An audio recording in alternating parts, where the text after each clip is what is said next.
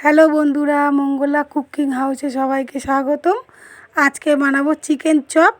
চলুন কী কী নিয়েছি দেখায়। নিয়েছি চিকেন, কাঁচা লঙ্কা, পেঁয়াজ, আলু, আদা, রসুন আর নিয়েছি বেসন।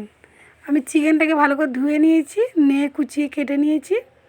এ দেখুন এরকম ছোটো ছোটো করে কুচিয়ে নিয়েছি, ছোটো ছোটো করে কেটে নিতে হবে। আমি গ্যাসটা ধরিয়ে কড়া বসিয়ে দিলাম। কড়া গরম হয়ে গেছে, তেল দিয়ে দিলাম। তেলের মধ্যে পেঁয়াজগুলো দিয়ে দিলাম। পেঁয়াজটা একটু নেড়ে নিলাম, নিয়ে দিয়ে দিলাম চিকেনটা, আদা রসুন বাটা ওটাও দিয়ে দিলাম। দিয়ে এটাকে সুন্দর করে নেড়ে একটু কষাতে হবে, একটু ভালো করে নাড়তে হবে।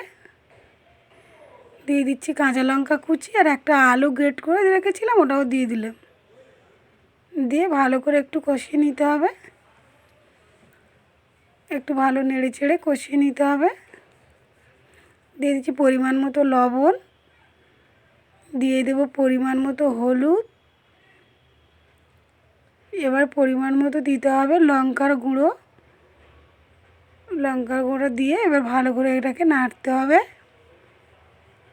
এটাকে ভালো করে কষাতে হবে।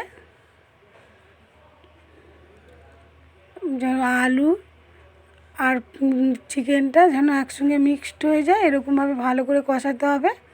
চিকেনটাও সিদ্ধ হয়ে আসবে, একদম শুকনো শুকনো একটা পুর হবে। এরকমভাবে খুব সুন্দর করে নাড়তে হবে। এরকম নেড়ে একদম ভালো করে সিদ্ধ করে নিতে হবে চিকেনটাকে। এরকমভাবে নাড়তে হবে, নেড়ে ছেড়ে। এই যে নিচে আলু দেওয়া আছে, তার জন্য একটু বসে যাবে, তাও নাড়তে হবে, জল দেওয়া যাবে না। একদম শুকনো একটা ডো তৈরি হবে, যার জন্য বারবার নাড়তে হবে, নেড়ে ছেড়ে বারবার নেড়ে শুকনো শুকনো করে একটা পুর তৈরি করে নিতে হবে। তাহলে আমার চপটা করতে সুবিধা হবে।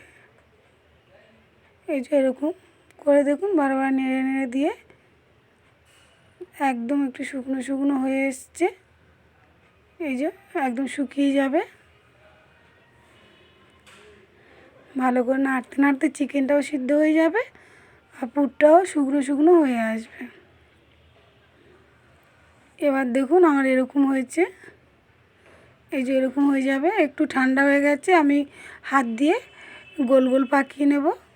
আমি বেসনটাকে গুলে নেব। বেসনে দিয়ে দিলাম লবণ, হলুদ, দিয়ে দিলাম লঙ্কার গুঁড়ো, দিয়ে জল দিয়ে দেব। জল দিয়ে দিলাম। এই যে আমি কড়াতে তেল দিয়ে দিয়েছি। আমার এরকম হয়েছে ব্যাটারটা, আর চিকেনের পুরটা এরকম হয়েছে। আমি দেখুন গোল গোল করে নিয়েছি, এইরকম হয়েছে, শুকনো শুকনো হয়ে গেছে, কি সুন্দর। এটাকে আমি ওই ব্যাটারে ভিজিয়ে দিয়ে দিলাম। ব্যাটারের মধ্যে এরকম করে ডুবিয়ে নেবেন, এপিট ওপিট করে নিয়ে তেলের মধ্যে দিয়ে দিলাম। আমি এরকম করে দিয়ে দেবো, আরও দিয়ে দেবো, আরও একটা দিয়ে দেবো। এই যে দিয়ে দিলাম, আরও দুটো দিয়ে দেবো। দিয়ে আমি লাল লাল করে এপিট ওপিট ভেজে নেব। এই যে এগুলো ফুলে উঠবে খুব সুন্দর, এই যে ফুলে উঠছে। এই যে আমার এপিট ওপিট করে ভাজা হয়ে গেছে। এবার আমি তুলে নেব। এই যে এরকম হয়েছে। এই যে দেখুন কেমন হয়েছে, এই যে ফুলে উঠেছে। এই যে দেখুন ভিতরটা পুরো পুরে ভরা চিকেনের পুর। এই যে এরকম হয়েছে।